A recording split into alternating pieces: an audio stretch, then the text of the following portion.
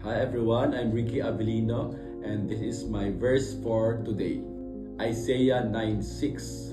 For to us a child is born, to us a son is given, and the government will be on his shoulders, and he will be called Wonderful Counselor, Mighty God, Everlasting Father, Prince of Peace. Sa Isaiah 9:6, nabanggit doon, actually ang book of Isaiah ay it's a part of Old Testament. So doon pa lang, si Isaiah, pinrophesy na niya na merong ipapanganak.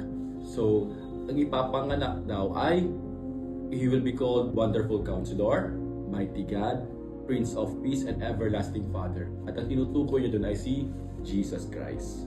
So ngayon, it's Christmas time. Alam natin na the reason for this season is the birth of Jesus Christ.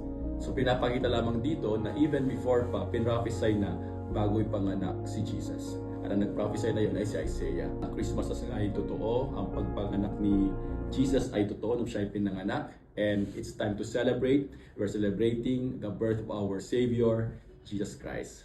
Kaya mag-enjoy tayo, let's be happy dahil meron tayong Savior and His name is Jesus. God bless everyone, be great. Don't forget, Avelino's humility is power.